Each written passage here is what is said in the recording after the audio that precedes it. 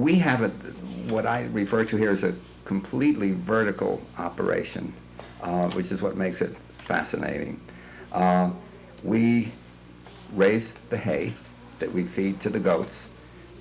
We milk the goats.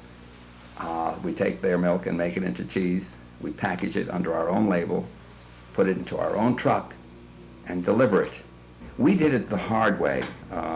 We as I explained, set out to make this vertical operation here, any one piece of which could keep a person busy. We want to feel that we're not here to get rich, because we're not going to get rich, but that we're serving some higher purpose, hopefully.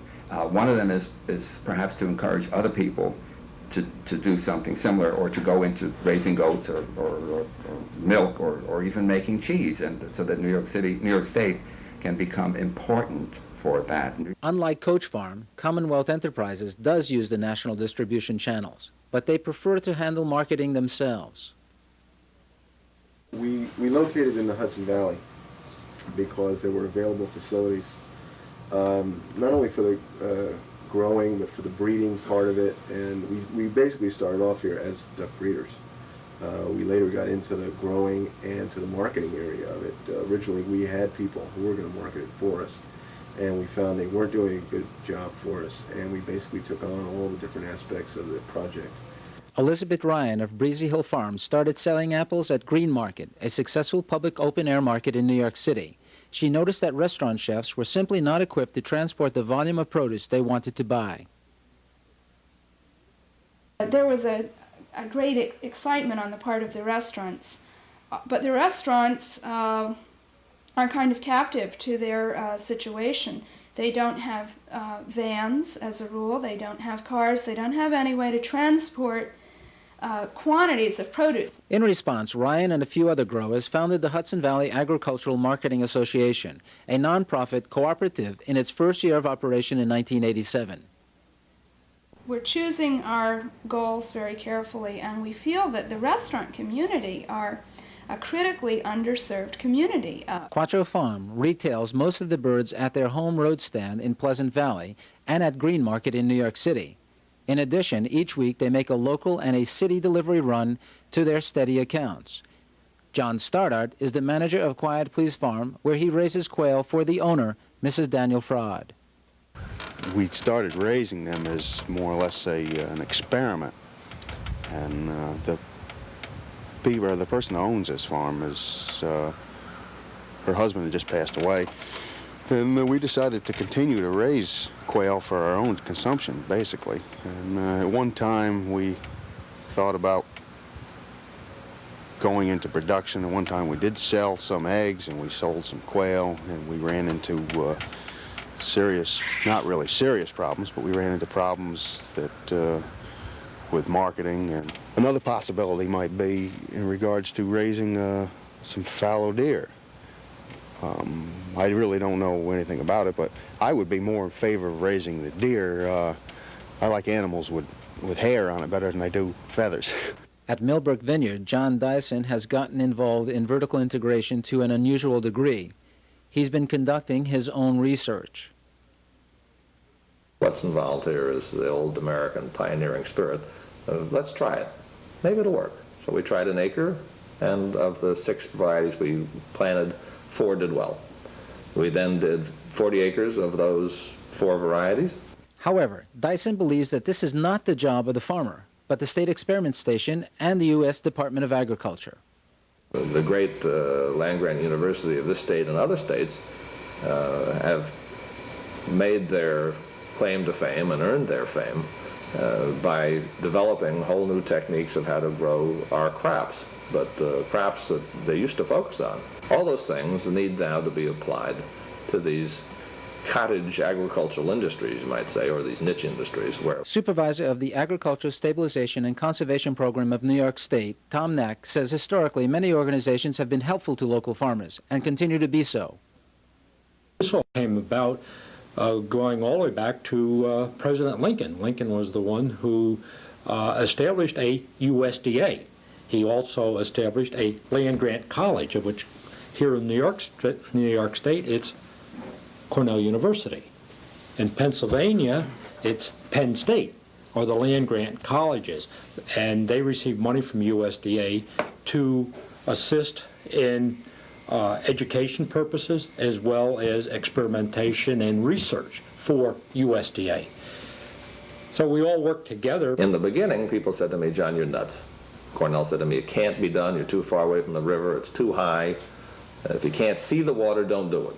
I think that one of the problems that we have with getting more wineries established in the area is some of it that's maybe our own fault. It's the lack of publicity and marketing. When we watch television or listen to the radio, or even when we go out to many places to dine, we don't see New York State wine. I wouldn't have done this at all if I'd listened to the authorities, and if I hadn't been prepared to just take a bold and almost foolish risk and try it. But now it's worked. Everybody says, "Well, we sure are glad you listened to what we told you, John." Among the jobs taken on by farmers who have gotten into vertical integration, marketing is the one they see as the most crucial. Coach Farm, forced to take on marketing and distribution, would now have it no other way. Again, I think you have to be located close to a large market. And in our case, we have not used any distributors. You notice that I said we have our own little truck, and we put it in the truck and we deliver it. When you're dealing with a fragile, perishable product such as ours, and you turn it over to a distributor to distribute for you, he adds it onto his list of 500 other cheeses, and he calls in his salesman and gives him a 20-minute lecture on all 500 products and sends them out in a truck. You have no idea who he's selling it to. You have no idea what the refrigeration is in his truck. I think that growing a specialty crop can boost your income, but most important is to target your crop for a specific market. This is more important than anything. If you do not have your crop virtually sold before you plant it, then you are heading for trouble. When the contact between grower and buyer is restored, the customer's needs can be evaluated firsthand, and the grower can investigate new niches. So it's been a great thing for the agricultural community to have that kind of contact with the public. And through direct marketing, the Hudson Valley Agricultural Marketing Association hopes to bypass the traditional marketing channels. Distributors, wholesale commission houses, and brokers have dominated. Taking on the responsibility of direct marketing requires careful planning. Growers historically, although they do eventually organize themselves, are hard to organize. We aren't the most efficient industry as an industry, and it's because of the lifestyle and the hours that we keep. It's very hard for growers to even go to meetings. We also hope in the long run to work with dairy farmers. We hope to use the Marketing Association as a vehicle for encouraging people to diversify from areas in agriculture which are not doing maybe so very well. And the restaurant and the farm will work very close together. We were a brand new product. Let's say quail is not, but it still needs product development. They're doing more with quail now. You're just not selling a whole quail, you're selling a boneless quail. There's someone down in North Carolina who's doing a quail that's boned out with a little pin inside so you can easily flip it. You've got to get into the further processing and basically see what the consumer wants. When John Dyson served as Agricultural Commissioner, he began the Grown in New York program. He feels that government and academia have not done their part.